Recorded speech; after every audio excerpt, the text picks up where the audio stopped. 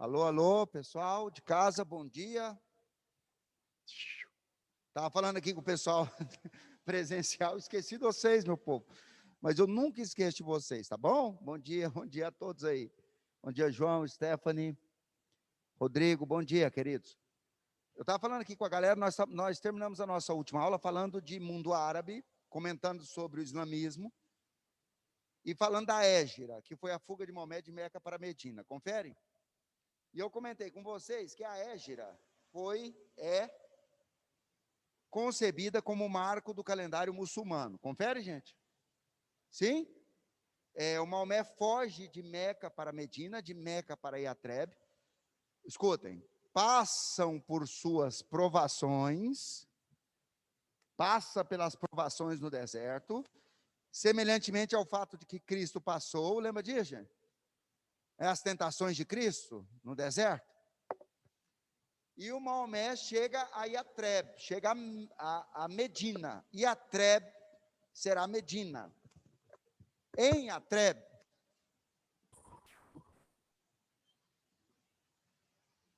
Medina,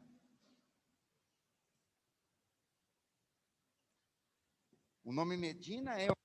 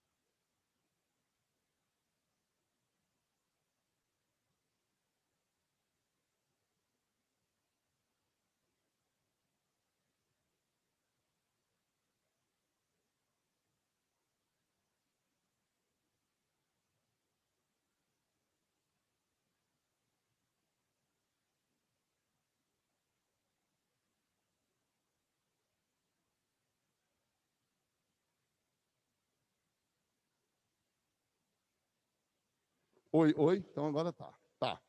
Então, de novo, ó. Como eu tinha começado a falar, todos que estão aqui no presencial é porque responderam o formulário dizendo que viria para o presencial.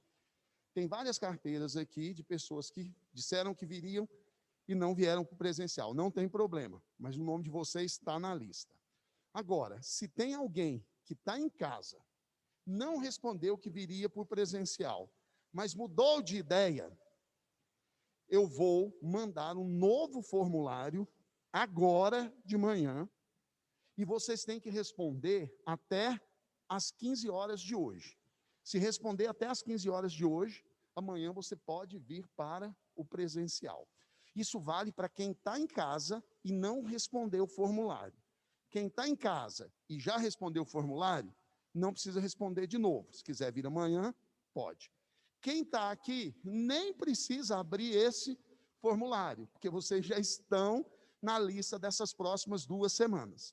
Agora, quem está em casa, não respondeu e quer vir a partir de amanhã, responda hoje até às 15 horas. Fui claro? Tranquilo, então. Isso era a primeira coisa.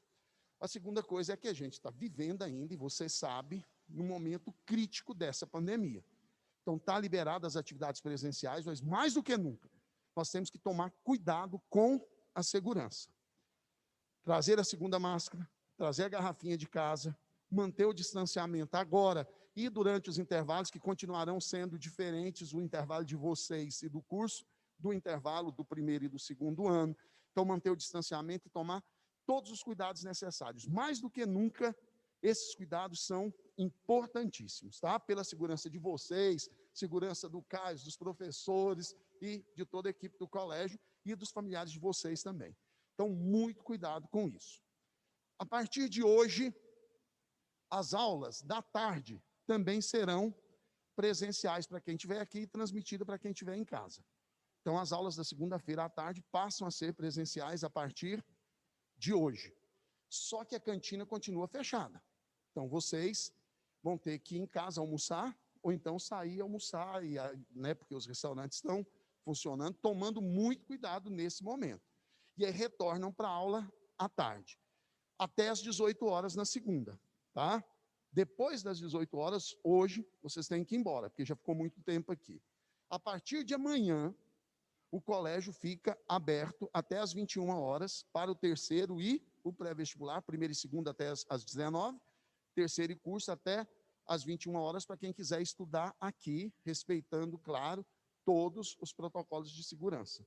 A partir de amanhã, para quem tiver inscrito na modalidade presencial. Tranquilo? Outras atividades permanecem online, como a educação física, que ainda não pode acontecer, atendimento de redação, plantões de dúvida, essas atividades continuarão online, pelo menos essa semana ainda. Tá bom? Então, para vocês, aula presencial de segunda a sábado, aula na segunda-feira à tarde, também presencial a partir de hoje. Estamos conversados? Vocês de casa, mais uma vez, querem vir para o presencial a partir de amanhã? Não respondeu o formulário? Responda hoje até às 15 horas. Dúvida? Hoje, como vocês já vão ficar muito tempo, 18 horas tem que ir todo mundo embora. A partir de amanhã, você só tem aula de manhã, você pode sair, almoçar, voltar e ficar até as 21 horas, tá? Lembrando que a cantina ainda não funciona. A gente tem maquininha de café, cappuccino, chocolate, aquelas bolachinhas lá, refrigerante, água, mas a cantina ainda não está funcionando. Tudo bem? Mais alguma coisa? Tem alguma pergunta ali, Carrão? Não? Tá, beleza. Então, estamos conversados, era isso. Muito obrigado e, mais uma vez, é muito bom ver vocês aqui. Toma cuidado com a segurança, gente. Nos ajude a cuidar de vocês, tá certo? Muito obrigado.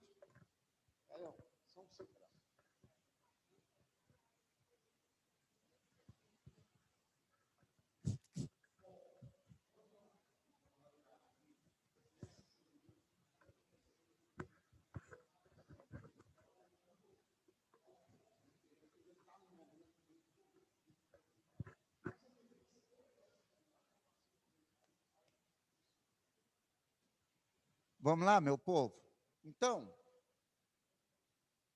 quando Maomé foge de Meca para Medina, ele chega em Medina e faz uma aliança com tribos árabes. E aí eu vou destacar duas tribos. Eu vou destacar a tribo Hashemita, que era a tribo de Maomé, e vou destacar a tribo dos árabes beduínos, árabes do deserto. Vocês já viram aqueles filmes que aparecem aqueles árabes todos vestidos de preto, que de repente aparece tribo beduína, guerreiros, até hoje, tá? Existem tribos de árabes guerreiros no deserto, tradicionalmente. Fechou, gente? Não é uma boa encontrá-los, beleza? Tranquilos? Claro que os tempos passaram, ressignificaram, mas até hoje são guerreiros. Tranquilos? E o que vai haver aqui? Uma guerra entre Maomé,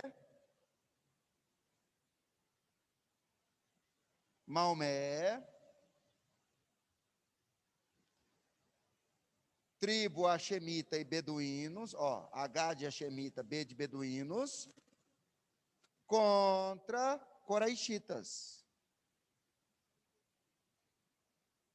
Maomé retorna a Meca para lutar contra os coraixitas.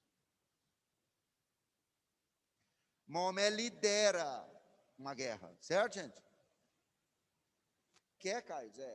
Escutem. Maomé foi líder político, líder religioso, líder político e líder militar.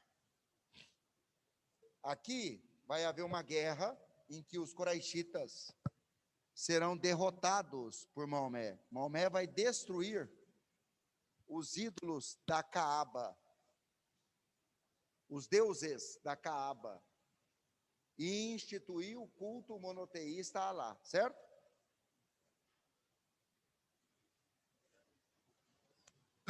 A religião anterior vai ser suprimida pelo Islã.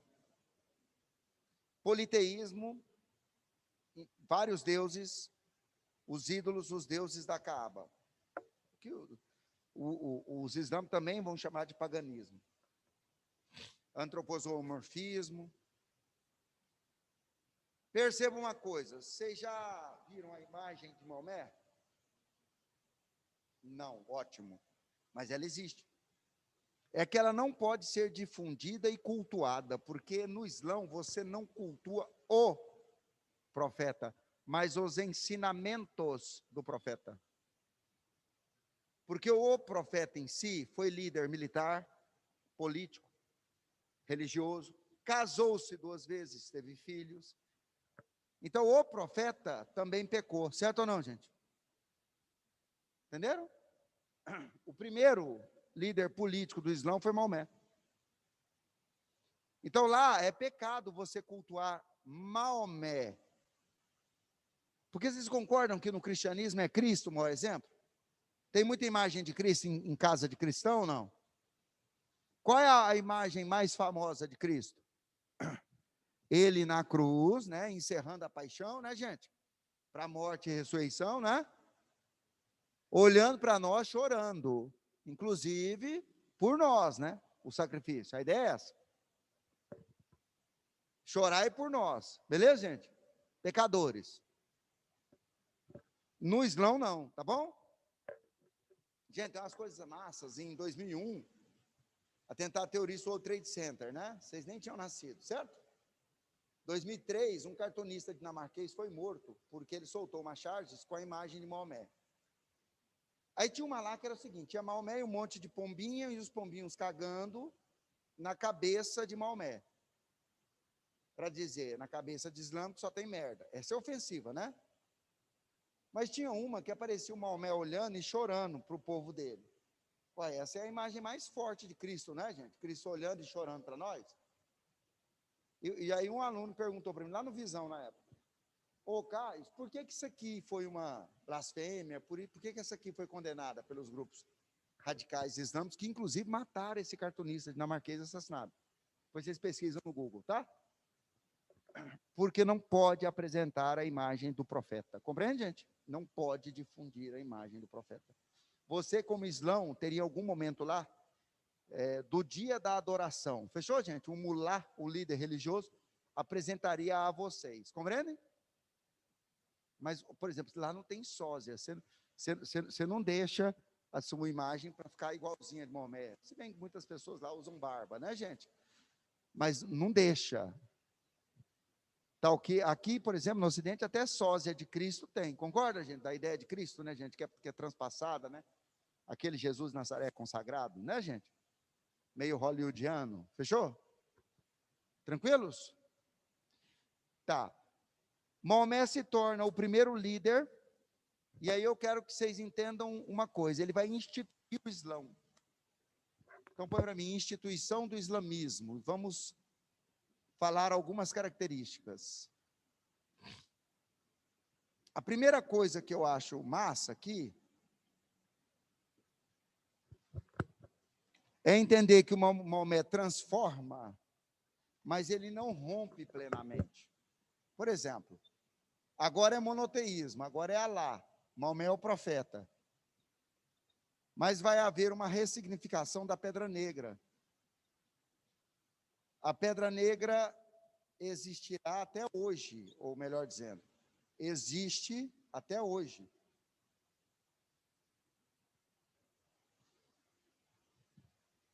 Vai haver a ressignificação da pedra negra. O que seria isso, Caio? A pedra negra agora será enviada por Alá. Todo islâmico migraria pelo menos uma vez ao ano para a pedra negra, para tocá-la e purificar a alma. Certo ou não certo? Então, ao invés de ser agora algo de adoração dos ídolos da Caaba, passa a ser adoração de Alá. Entenderam, gente? Você ressignifica. Dá a mesma um outro significado. Ponto. Beleza? Outra Outra característica do islamismo: jejuar no mês de Ramadã. Ou seja, tal como Maomé passou por provações, o islâmico passaria. Só comeria depois, na verdade, só sopas. Hoje já estão liberando depois das 18 horas, tá, gente? Comer proteína. Tem isso no cristianismo? Vamos ver alguns mecanismos de aproximação. Tem isso no cristianismo? Tem, é a quarentena, a quaresma, que inclusive se encerrou ontem, certo, gente? Beleza? Tem amigo meu que perde 8 quilos na quaresma. Uai, mas não bebe. Não pode comer para empanzinar, é só uma vez. Não come carne de vaca, certo ou não, gente? Uai, o bichão é o bitelo aí. O bichão é o bitelo.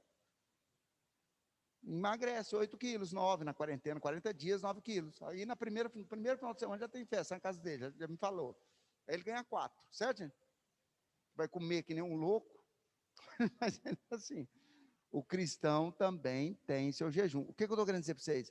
O islamismo se aproxima do cristianismo aí, entendeu, gente? Outro mecanismo, quer ver? Põe para mim.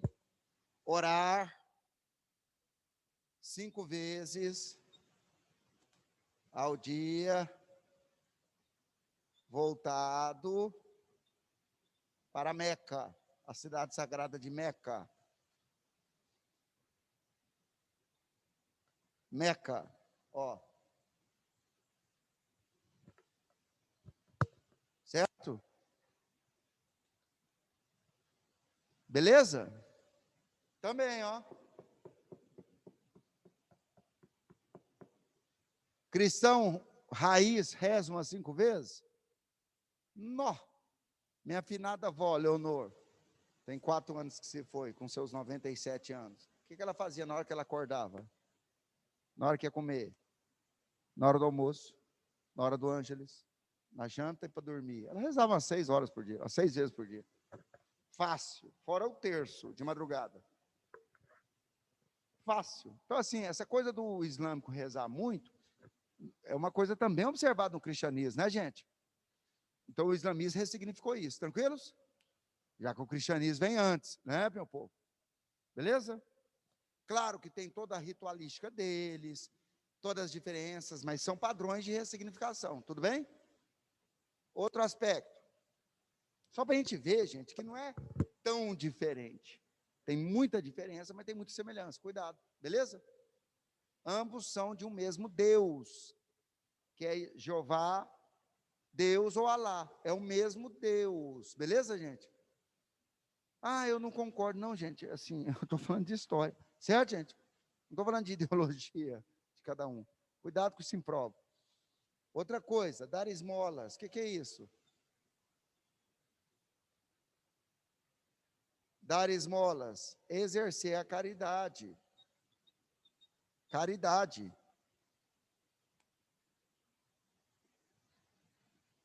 Migrar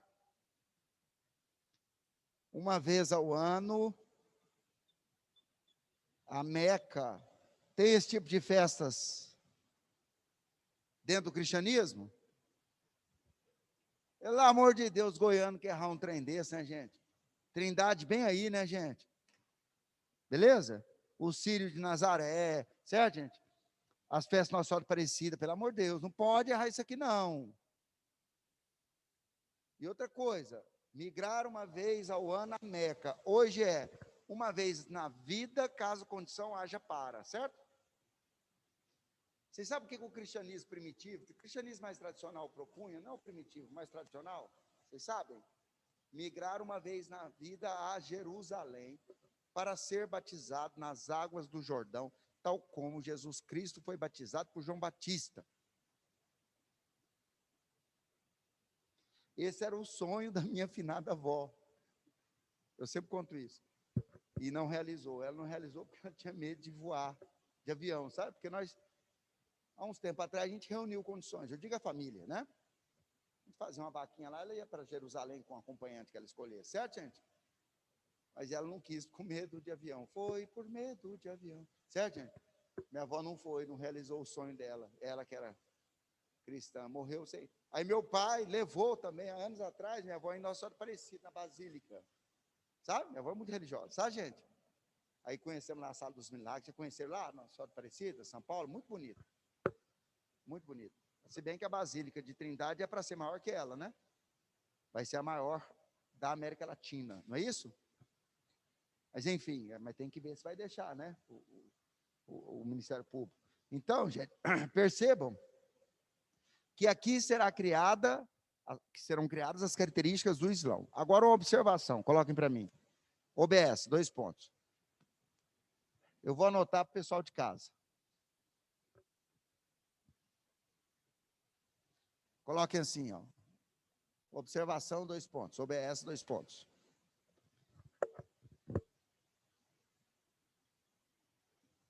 A expansão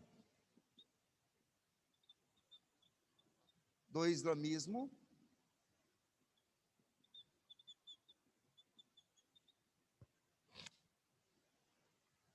não ocorrerá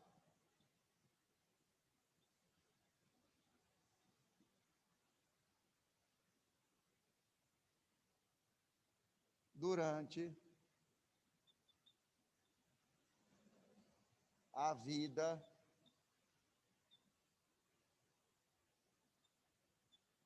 botar governo de Maomé.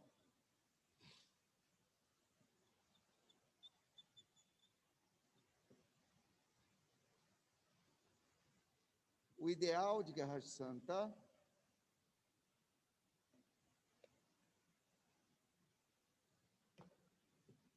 a jihad, conhece a jihad,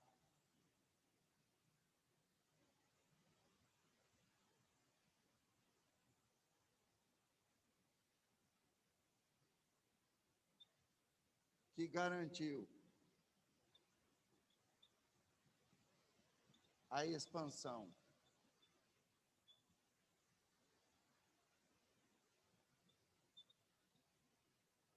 do Islão, será promovida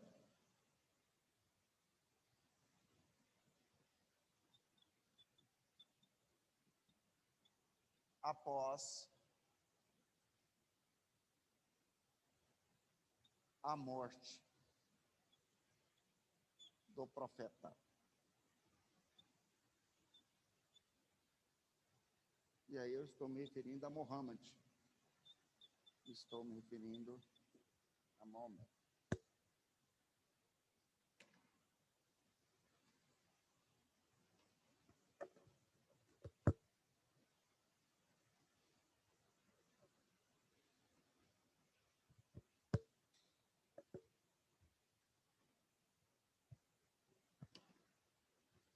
Isso é importantíssimo para a prova, tá?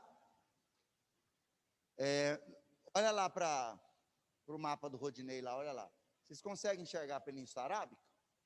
É aquela parte alaranjada ali, ó. De um lado tem o Mar Vermelho, do outro o Golfo Pérsico. Dá para ver? Península Arábica é ali. O Maomé governou ali. Beleza? Península Arábica. A expansão para as áreas que nós vamos comentar agora se dá após Maomé. Tranquilos? E quem vai ser decisivo para essa expansão? Um califa chamado Omar. Um califa chamado Omar, genro de Maomé. E ele vai usar isso aqui, ó. Ele vai usar a jihad, que é o ideal de Guerra Santa. Presta atenção.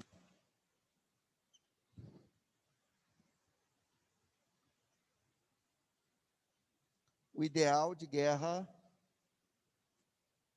Santa. Jihad. A palavra jihad, no árabe, significa esforço. Esforço para levar a fé de Alá a quem não conhece. Certo, gente? Esse esforço foi coincidido com interesse econômico, territorial e outros. Entenderam? Com guerra. A guerra que era uma guerra metafórica, era uma guerra de fé, passa a ser uma guerra mesmo. Certo, gente? Tranquilos? E quem comandou isso foi o califa Omar, que era genro de Maomé. Portanto, saibam, o islamismo, o Islão, como fator impulsionador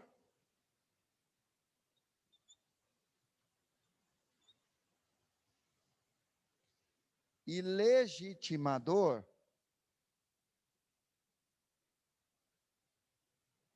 da expansão.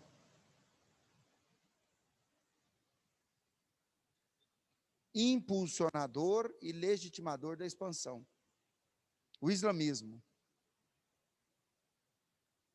O que legitimou a fé e o que impulsionou e legitimou a fé. E mais, o Império Árabe vai ter na fé o elemento de unidade dos povos. Compreendem? Outro aspecto importante. Posso digitar? Escrevam para mim assim, ó.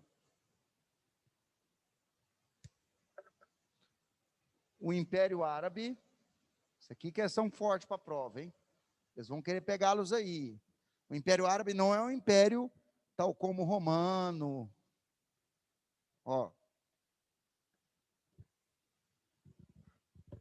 O Império Árabe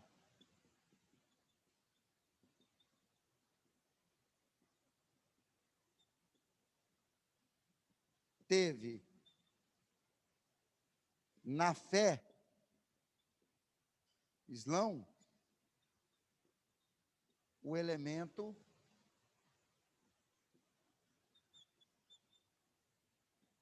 de aglutinação de povos.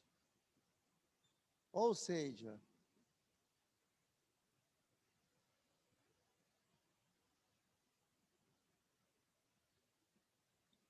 nem todo islâmico será árabe, mas a maioria dos árabes serão islâmicos. Fechou, gente?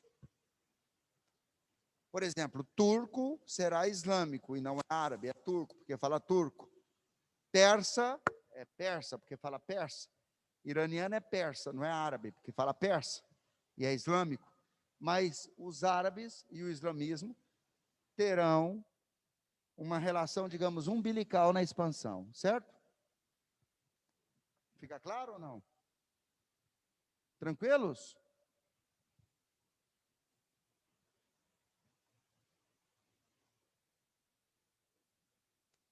Sim?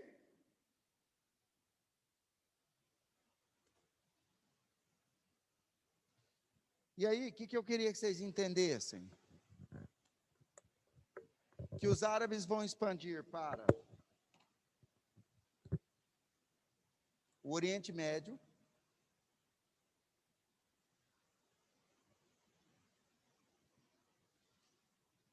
para o norte da África, África setentrional, para o sul da Península Itálica, mas principalmente para a Península Ibérica.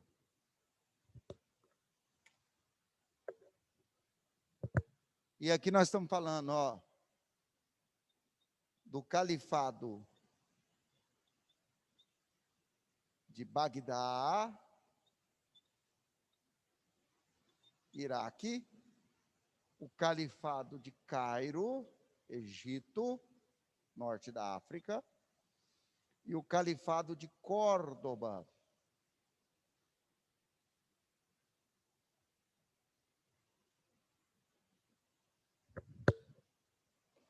Espanha. Tomem nota aí para a gente analisar. Professor, mas trata-se de um império mesmo com limites territoriais ou é só uma ideia de império? Isso aí, Pedro, é uma ideia de império no qual o território não é o que define, é o que você está concluindo. foge da noção, aquela noção clássica de império, ou seja, não é necessariamente um império territorial. Entendeu, meu filho? Exatamente. É um império centrado numa unidade de fé, inclusive com povos diferentes, com turcos, com árabes, com iranianos, que são persas, e outros povos com o tempo, mas que terão no Islão a unidade entre eles, compreende? Daí a ideia de um império da fé, né? Entendeu? Seria o império da fé, entre aspas. Entendeu? É isso aí. Perfeito. Boa conclusão. Entendeu, meu filho?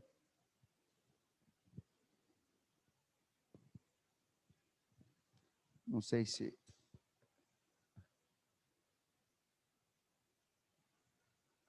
Ah, tá, beleza. Certinho, galera? Ó, o que era o califado? Põe para mim. Ó, unidades políticas autônomas. O califado era uma unidade política autônoma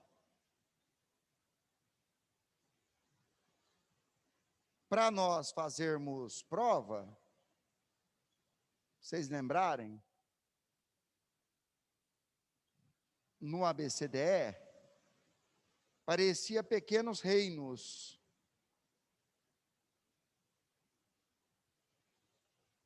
Pequenos reinos.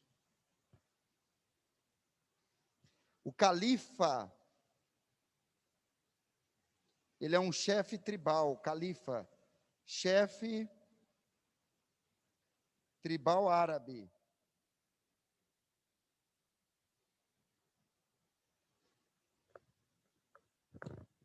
Califa é árabe, sultão é turco, certo, gente? Califa é árabe, sultão é turco.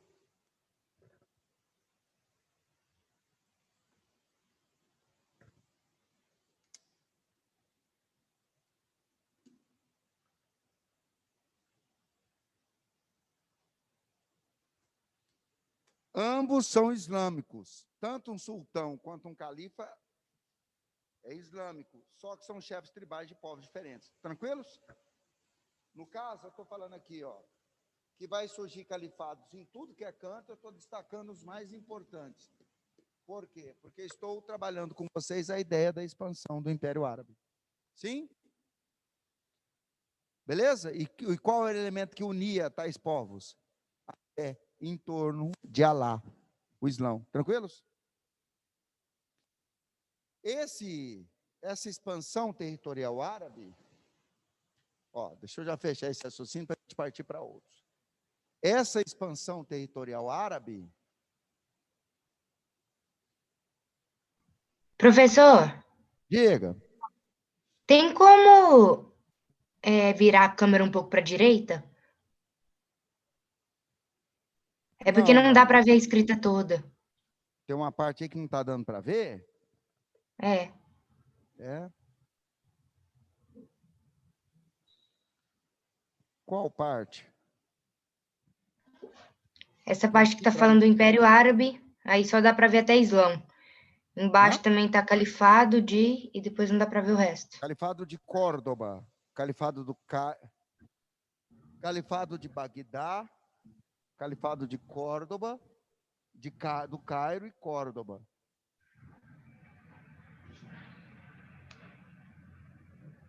Não está dando para ver, não? Não está dando.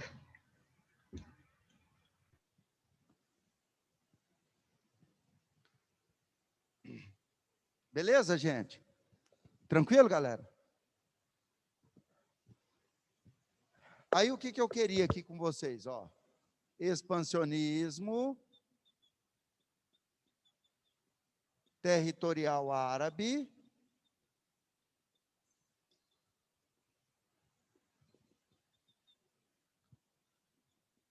proporcionou o isolamento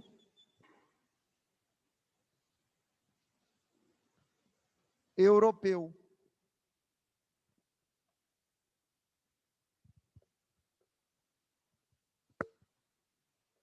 Esse expansionismo territorial árabe proporcionou o isolamento europeu.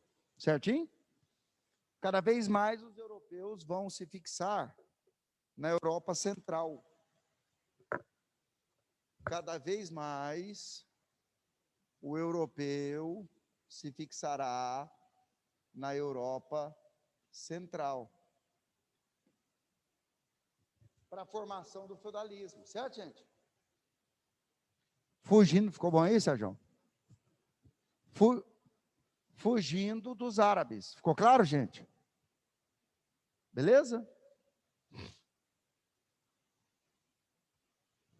Valeu, gente? Sim? Aí o que eu queria pensar com vocês? Ó, o que eu queria pensar com vocês? No ato da conquista, os árabes faziam uso dos botins, que eram os ataques repentinos e indiscriminados. Indiscriminados. Oi?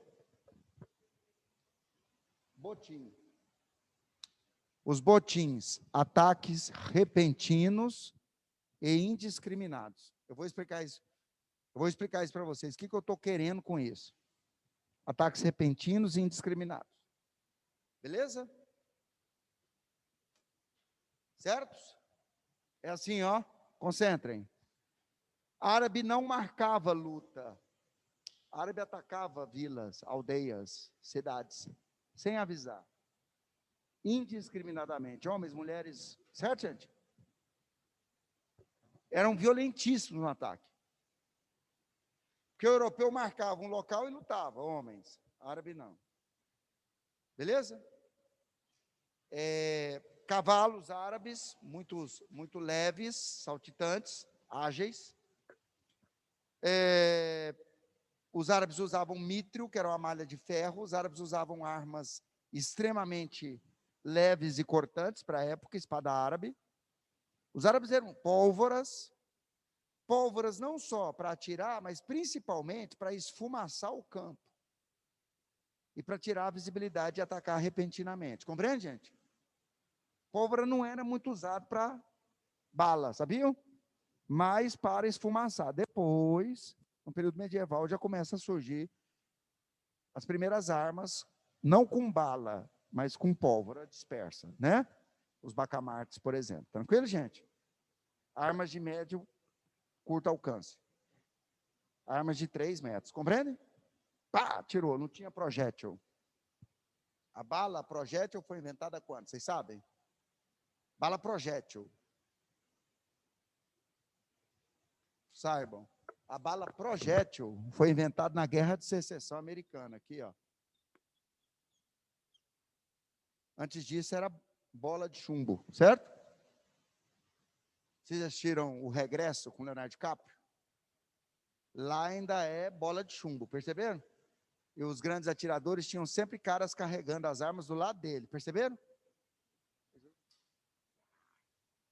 Só cara, não tinha sequência de tiro, tranquilos? O Smith Wesson, que é o Colt, o revólver, tamborzinho, 5 tiros, Guerra de Secessão. Beleza? Smith Wesson. Tranquilos? Tá. Só uma curiosidade. Então, os árabes serão violentíssimos no ato da conquista. Agora vem uma análise importante. Uma observação. Os árabes se constituíram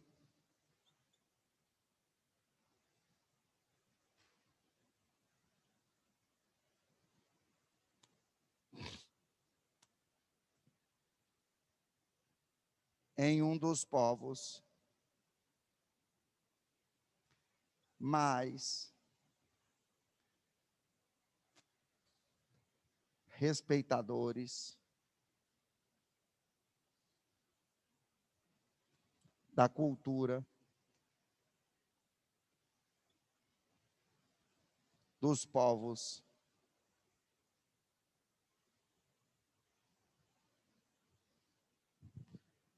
dos dominados.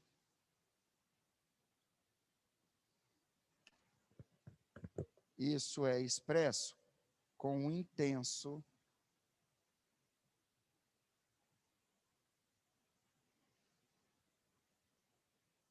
sincretismo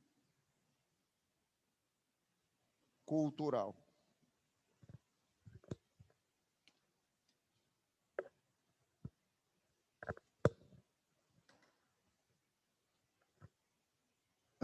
Beleza? Nós vamos desmontar aquela ideia passada por filmes hollywoodianos, pela CNN. Vocês nasceram em um mundo ocidental, resultado do World Trade Center, em que uma dicotomia Ocidente e Oriente ficou muito forte, certo? Saibam vocês que, se você visitar Espanha, Portugal, sul da Espanha, sul de Portugal, escutem, vocês vão ver mesquita árabe ao lado de igreja católica. Entenderam? E nós, brasileiros, que também somos herdeiros de portugueses, nós temos muita coisa árabe. Por exemplo, comida temperada, tempero. Por exemplo, perfumes, arquitetura com varandas, fontes, jardins, técnicas agrícolas, técnicas de comércio, sistema indo-arábico, sistema indo-arábico, cheque, nota promissória, seguro, tudo isso é árabe, certo, gente? Se eu fosse vocês, para uma prova, eu desmontava aquela ideia, sabe, do árabe cabeludo, barbudo, com aquela pele toda suada, assim, comendo com a mão, sabe essa visão que é passada do árabe? E que eu não vou nem dizer que não tem árabe pobre, não tem, mas tem brasileiro pobre também, tem americano pobre, viu, gente? Se vocês forem visitar alguns países muçulmanos, se vocês forem visitar, por exemplo, vamos pegar um país que cria uma pecha de um país muito radical na fé, vamos pegar o Irã, né? Com xiismo, certo, gente? Vocês vão impressionar com a noite de Teherã, capital do Irã, com a gastronomia, com os bares, com as boates, vocês vão impressionar. Vocês vão impressionar com Istambul, capital da Turquia, certo, gente? Com as baladas de Istambul. Tem tradição, certo? Mas não é esse radicalismo que por vezes passam, compreende? Eu falo a vocês que o radicalismo islâmico é a minoria. Historicamente se comprova. Por exemplo, como é que chama essa batalha que foi travada aqui para expulsar os árabes da Península Ibérica, por exemplo? Guerra de Reconquista. Então, vamos lá para fechar a aula. A Guerra de Reconquista foi a mais longa guerra da história do mundo em todos os tempos. O que foi a dita Guerra de Reconquista? Uma guerra que vai durar do século 7 até o século 15, uma guerra entre cristãos versus mouros, que são islâmicos, mauritânios, mouros, que vai se dar na Península Ibérica. Como é que chama as festas existentes para representar essa guerra? Que em Goiás são famosas. As guerras são as festas, são as cavalhadas. Todas as vezes que vocês assistirem uma cavalhada em Pirinópolis, Corumbá, Catalão, você está assistindo uma representação simbólica dessa guerra. Fechou, gente? por que vocês acham que essa guerra durou tanto tempo? 8 séculos. Porque ela foi marcada de guerras constantes ou batalhas intermitentes? Batalhas intermitentes, batalhas de tempos em tempos. Entre uma batalha e outra, havia longos períodos de paz. Fechou, gente? Não há como 2 povos lutarem 8 séculos sem aniquilar um ao outro. Fechou? Então saibam que o contato foi muito mais pacífico que violento ao longo da história. E você vai ver isso visitando Portugal e Espanha, principalmente ao sul, na Península Ibérica. Tranquilos? Beleza? Então tá bom. Aí, próxima aula, a gente vem com outro capítulo. Eu encerro aqui a nossa análise sobre árabes. Vamos falar mais de árabes. Mas a gente encerra agora. Tá bom, queridos? Tchau, viu? Obrigado. Obrigado, galera de casa. Tchau, tchau.